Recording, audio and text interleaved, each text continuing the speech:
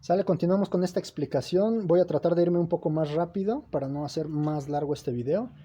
Este motor es un motor de Chevrolet de un carro de modelo 2006. Por eso les decía que es como mediana tecnología, ya más reciente, ya tiene un sistema electrónico y ya tiene una computadora que va a hacer todo el trabajo de arranque y medición o sensado de los procesos que realiza este motor y va a hacer ajustes automáticamente. En el motor anterior que les mostré de la combi, nosotros como mecánicos teníamos que hacer todos los ajustes, es decir, ponerlo a tiempo, carburarlo, revisar todos los sistemas que estén trabajando de manera manual o con algunos medios como un multímetro, no necesitábamos más. En estos carros, bueno, ya necesitamos de más herramientas especializadas, entre ellas un escáner. También les mostraré un escáner más adelante. Aquí te voy a pedir a Mauri que me apoyes agarrando la cámara. ¿Qué tenemos aquí? Generalmente cuando destapamos un motor un motor actual, nos encontramos con esto. Una tapa que nos impide ver el acceso al interior del motor. Y muchas veces no sabemos ni por dónde empezar, qué quitar o qué destapar o qué no destapar. De entrada, estas tapas tienen un par de funciones básicas, que es uno, proteger elementos delicados, eléctricos, electrónicos, protegerlos como del agua, del polvo, porque también el polvo daña, agua con polvo y que genere el lodo, más ciertas sustancias que se generan y que provocan como esa pasta pegajosa que se le hace a los motores, pues son residuos de grasa, de agua, de tierra, etcétera, y eso va ocasionando problemas en los conectores electrónicos. Para que nuestro carro funcione adecuadamente, pues necesita tener transmisión de sistema de pulsos eléctricos y electrónicos.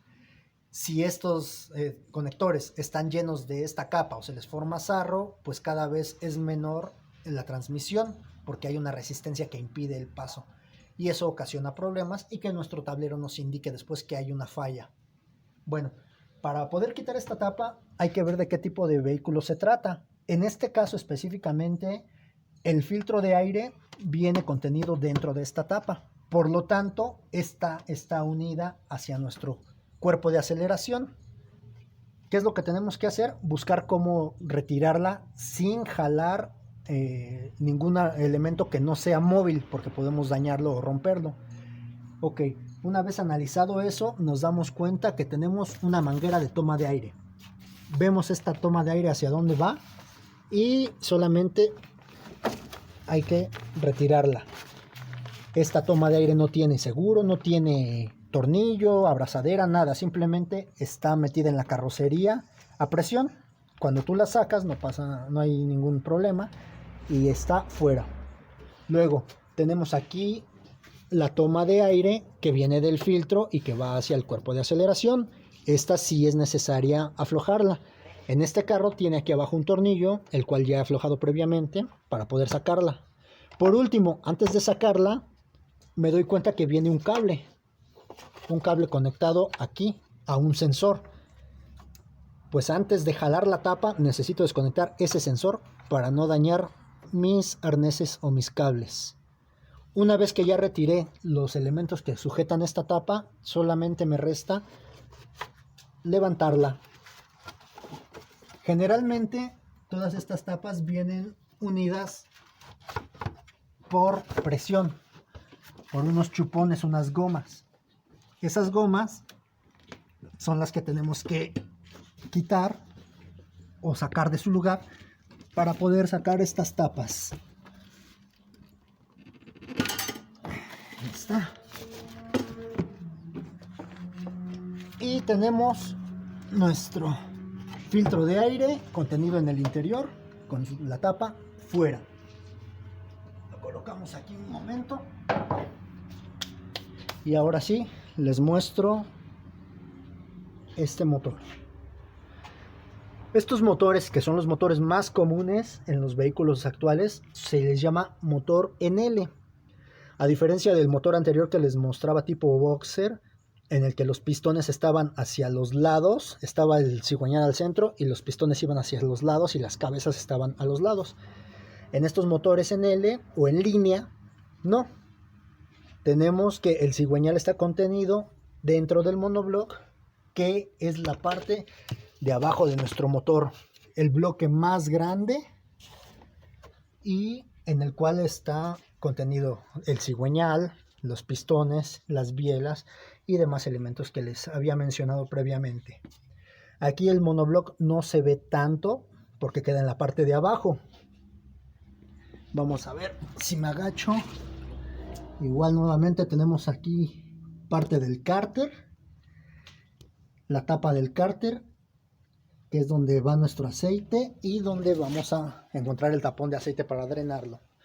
Arriba del monobloc tenemos la cabeza, que es oculata, también se le llama, que es esta parte de aquí abajo, donde están contenidas unas piezas que se llaman árboles de levas, las válvulas, los buzos, y bueno, tienen una función también específica que les iremos explicando poco a poco.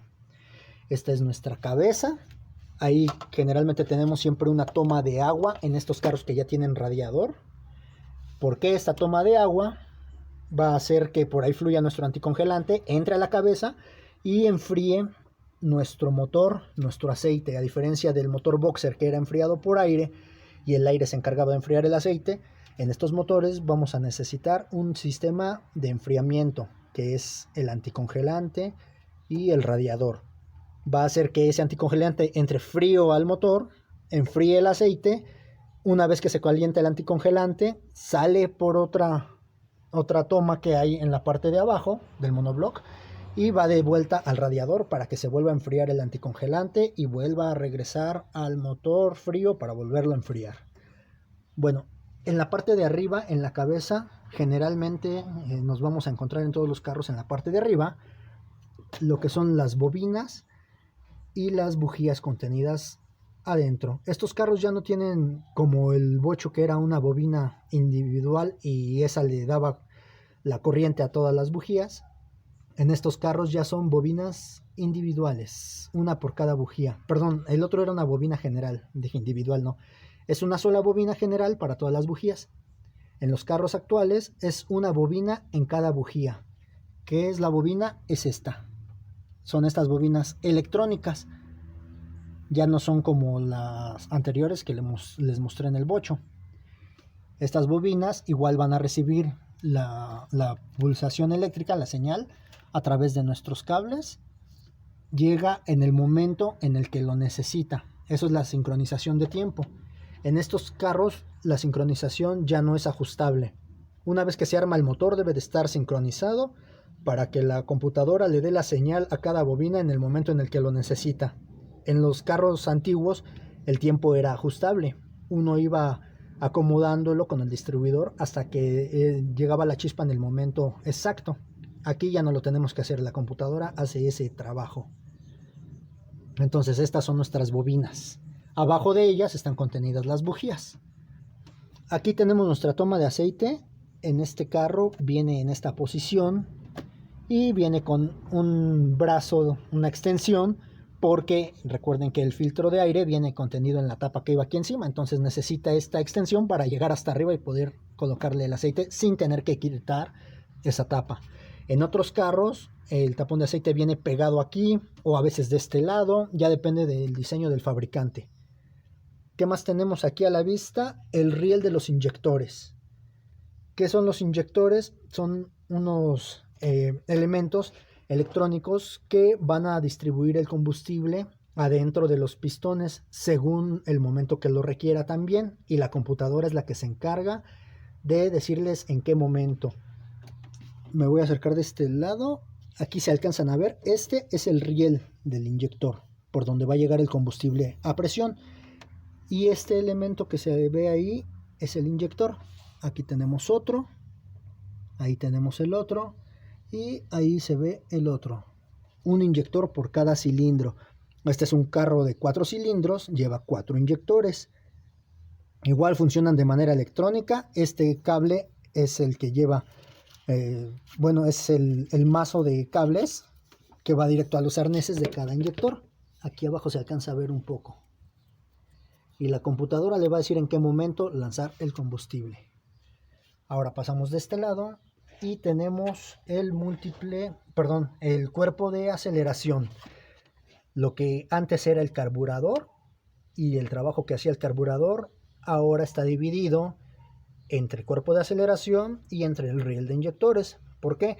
En el carburador, como les decía, mezclaba el aire y la gasolina y ya entraba por medio de succión mezclado y como aspersor, pues así se abría ahí todo, ¿no? Toda la mezcla.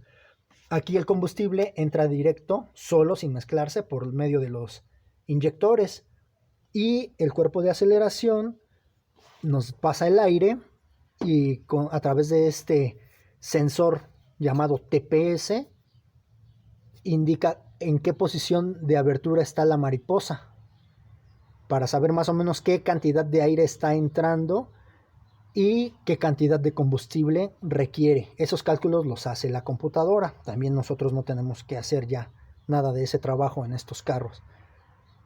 Una vez que entra la cantidad de aire necesaria y la cantidad de combustible necesaria, se mezcla en nuestro múltiple de admisión, que en este caso no se alcanza a ver, pero es esta parte de aquí abajo.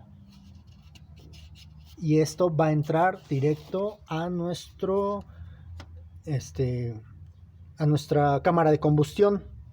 Ahí adentro de la cabeza tenemos unas piezas que se llaman válvulas, una válvula de admisión, una válvula de escape, que como su nombre lo dice, la válvula de admisión se va a abrir en el momento en el que el motor necesite recibir la mezcla de aire y de combustible.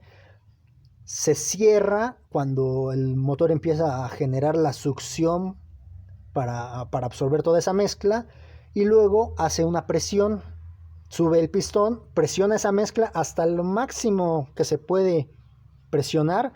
A eso se le llama compresión y ustedes escucharán a veces en los carros que tiene una compresión de 13:1, 15:1, 17:1. Eso significa que la cantidad de volumen de desplazamiento que tiene el cilindro se comprime tantas veces hasta su mínima capacidad de compresión, que es el 1. Entonces, si por ejemplo vemos que dice tiene una compresión de 17:1, significa que esa cámara comprimida, ese es el 1, en toda la carrera del pistón cabe 17 veces expandida. Entonces son 17 veces que se comprimen a 1.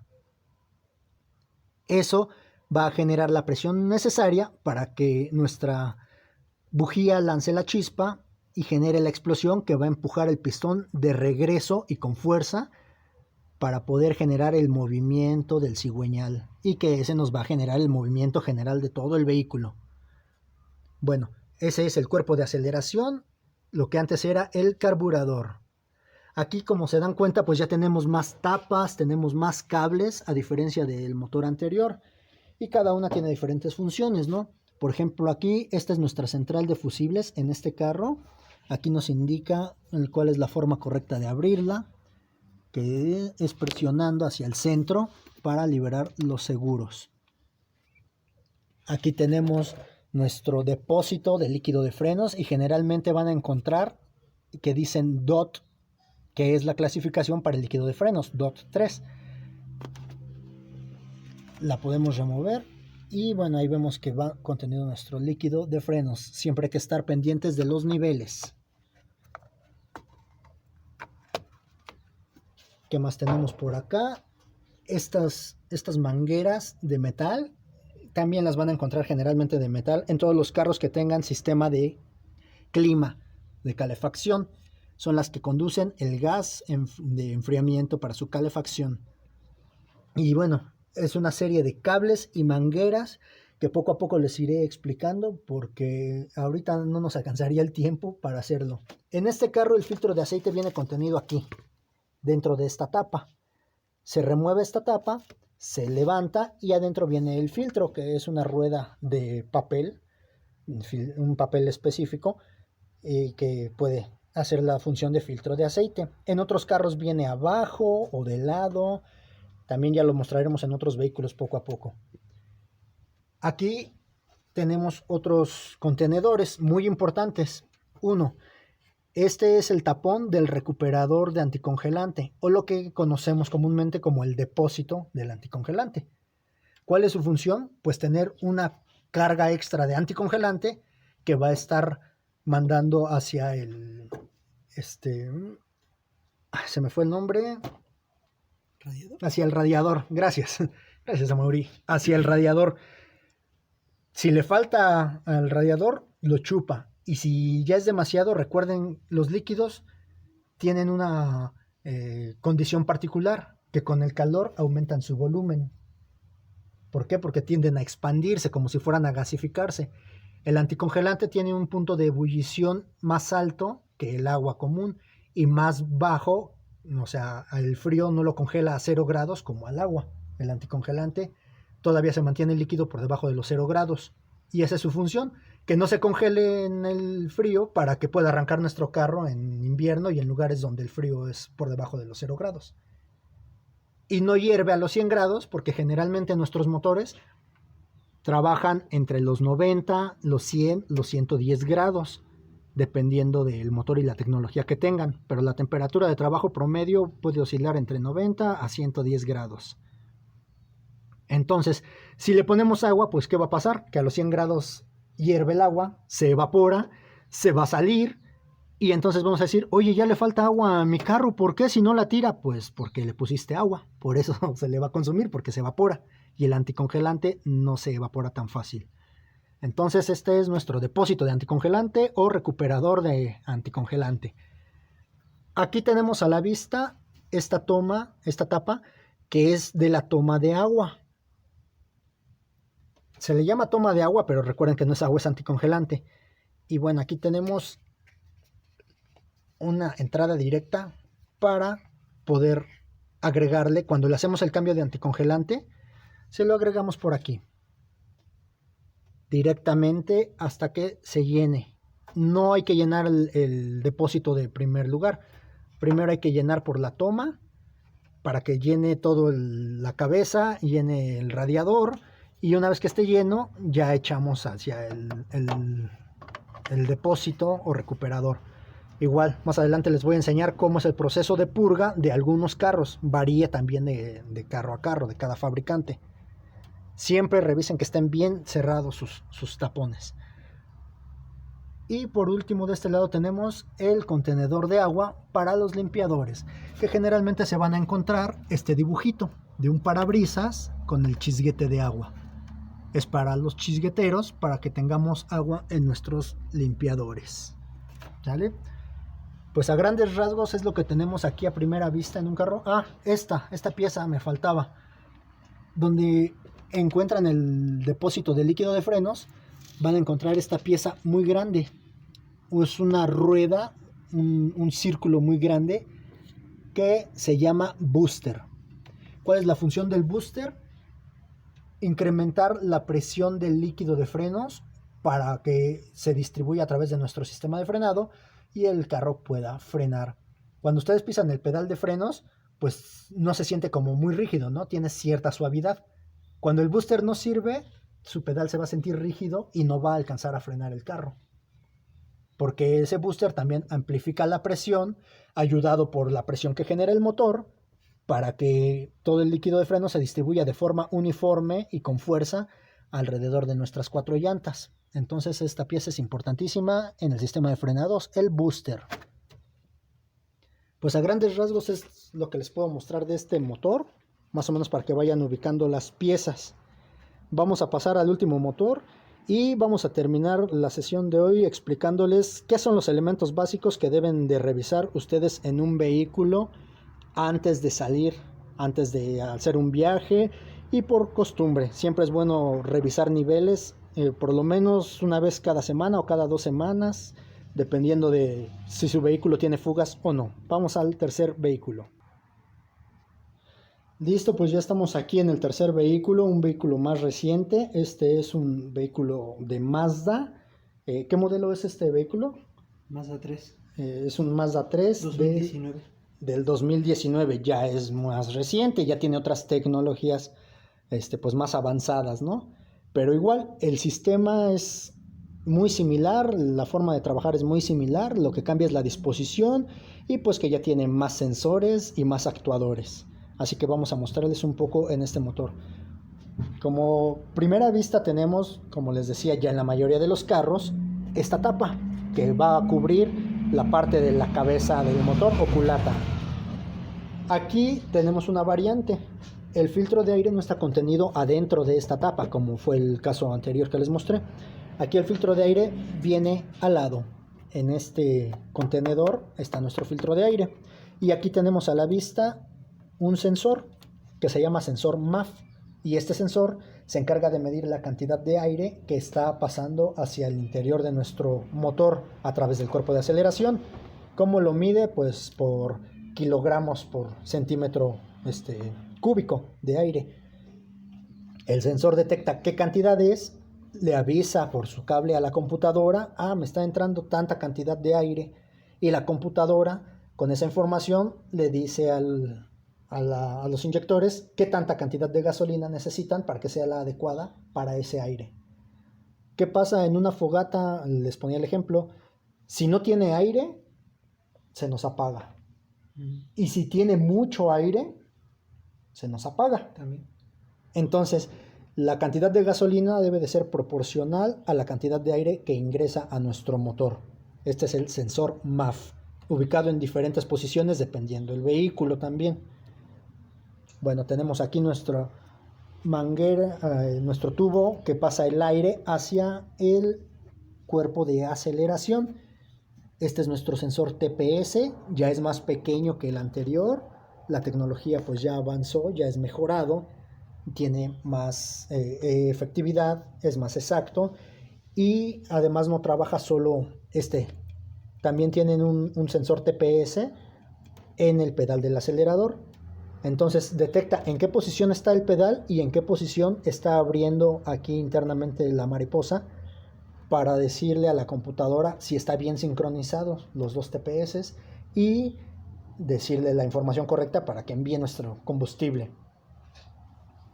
Bueno, aquí arriba tenemos la batería, es un elemento común, siguen siendo las baterías con la misma disposición que antes, un borne positivo, un borne negativo y conectamos nuestros cables, no hay más. Hay baterías de estas que se llaman de inundado mejorado, hay baterías de gel, en fin, hay diversos tipos de baterías. La mayoría de los carros utilizan de inundado mejorado. ¿Las de gel dan mejor rendimiento? Sí, dan mejor rendimiento. Luego hablamos de baterías. Aquí tenemos nuestro depósito de líquido de frenos. Es importante saber a dónde está porque es de los líquidos que siempre tenemos que estar revisando para saber que está bien. Y del lado alcanzamos a ver a dónde está el nivel. Generalmente vamos a encontrar una marquita donde nos indica que es el nivel máximo al que debemos de llenar nuestro depósito. Pasa lo mismo que con el aceite. Si nosotros le ponemos de más, lo va a derramar por algún lado, porque también aquí adentro se genera una presión por temperatura. Entonces, este espacio vacío es para que esa presión se compense. Si nosotros le ponemos de más, genera más presión, porque es menos el espacio que tiene, y se va a derramar por algún lado. Y bueno, si tiene de menos, pues corremos el riesgo de perder nuestros frenos. Si a este le falta, estos carros ya tienen la tecnología que por medio de este sensor te avisa en tu tablero. Se prende el indicador de freno, que es la bolita roja con un signo de admiración adentro, que te indica dos cosas: o que tienes tu freno de mano puesto, o que tu sistema de frenos tiene alguna falla. En este caso, cuando te falta líquido de frenos, se va a encender para avisarte. Cuando se te enciende eso y tú tienes tu freno de mano abajo, antes de espantarte y pensar que es tu ABS o cualquier otra cosa, revisa tu líquido de frenos que esté a nivel. Pasamos al lado de acá y nos encontramos la toma para el depósito del líquido de limpiaparabrisas. Igual que en el otro carro, les comenté, siempre van a traer este tipo de diseños, un parabrisas con el chisguete de agua, para indicarnos que es para el parabrisas. Esta manguera que viene es la de la calefacción, como les decía, son mangueras metálicas, y siempre se van a encontrar una más gruesa y una más pequeña, por la disposición en la que trabaja el sistema de enfriamiento. Y pues ya, es lo que tendríamos a la vista. Aquí atrás esa tolva, esa tapa está cubriendo el múltiple de escape.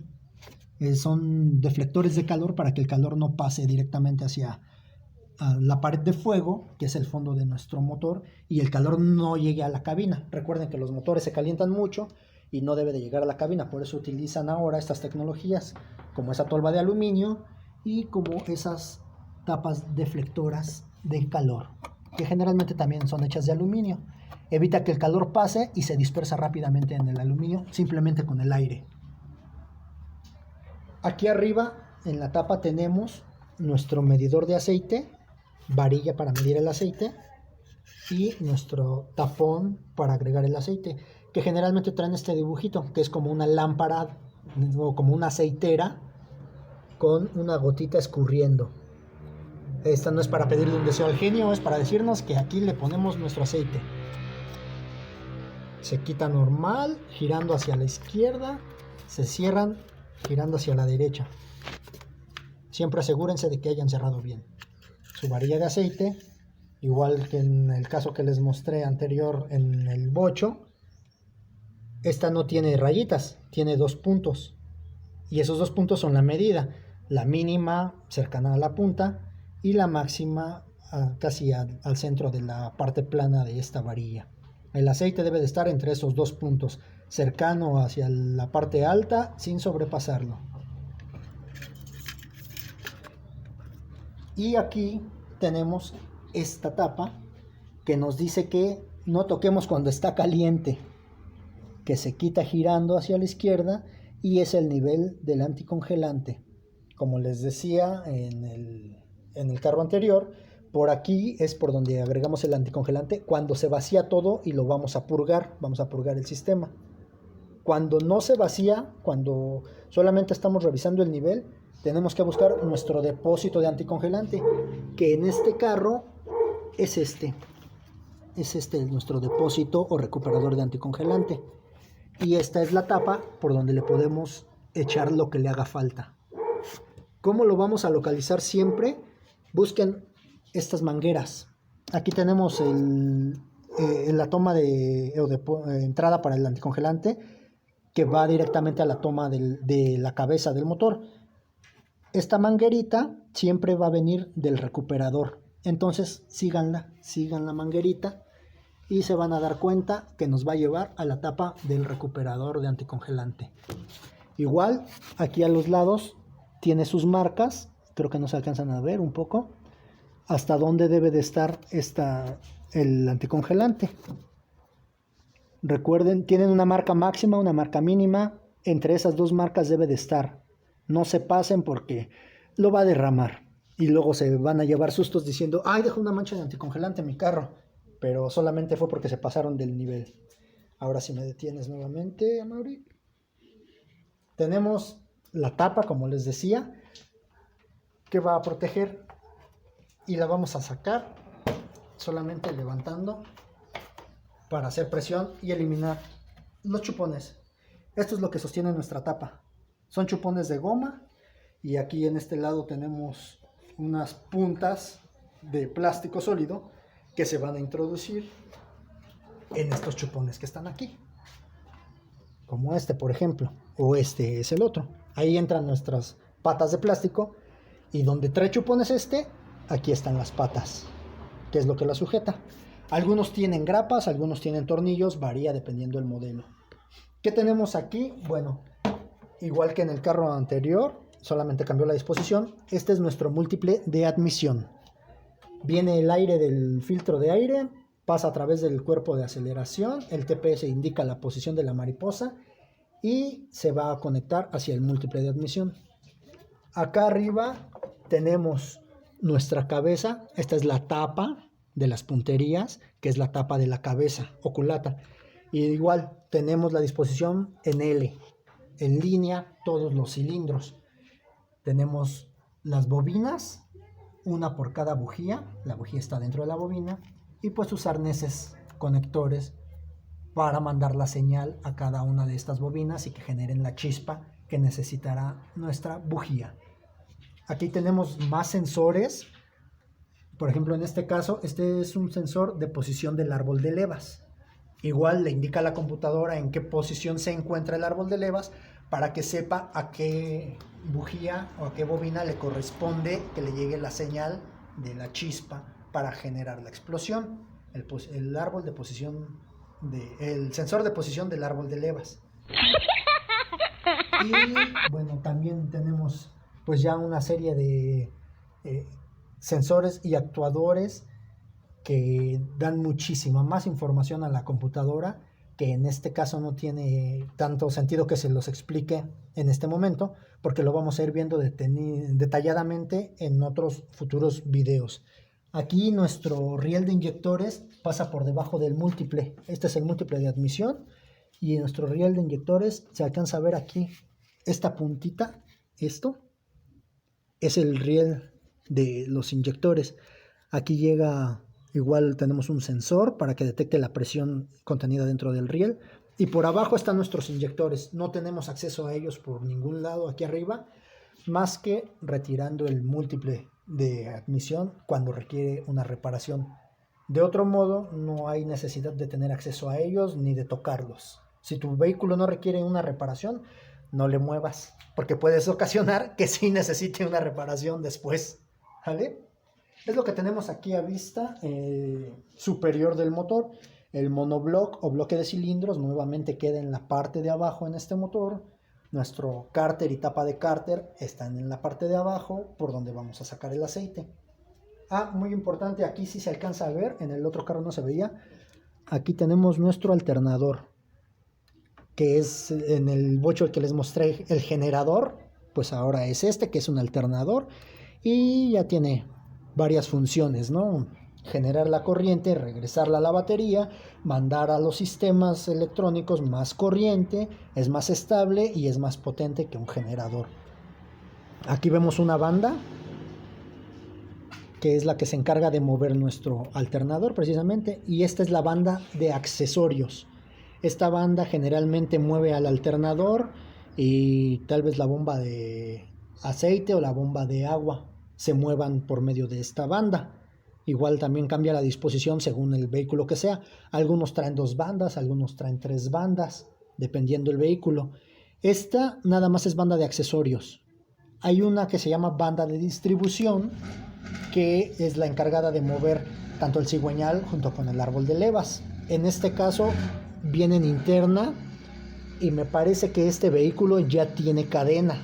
En lugar de banda ya tiene una cadena de sincronización, lo cual es mejor porque tiene más tiempo de vida y es muy poco probable que se salga de sincronización. Las bandas de sincronización tienen dientitos. Con el desgaste, pues esos dientitos se van botando, son de goma, a fin de cuentas son de goma. A la velocidad continua que giran, esos dientitos se van deshaciendo y llegan a brincarse un diente del engrane. Eso saca de tiempo a tu carro, se apaga el vehículo y dependiendo del modelo le puede causar daños a la cabeza, porque chocan las válvulas con los pistones en la parte interior del motor, doblan las válvulas y tu carro ya no prende. Eso requiere un medio ajuste. Quitamos cabeza, se manda a la rectificadora, se cambian válvulas, se cambian sellos, se ve si no hay otro daño y nuevamente se vuelve a ensamblar ese motor. Pero eso ya es un daño ocasionado por una banda de distribución que se rompió, que se dañó. Las cadenas de distribución son más efectivas por lo mismo. Es como una cadena de bicicleta o de motocicleta. No se rompe, no se salta dientes, a menos que se dañen unos tensores internos. Pero bueno, eso también es en muy pocos casos, es poco probable que suceda. Y ahora sí es lo que tenemos a la vista de nuestro vehículo. Nuevamente colocamos la tapa en su posición. Checamos que estén bien los tapones, la varilla, que estén bien colocados. Y nos fijamos que coincidan nuestros pines con las gomas y nuestras gomas con los pines.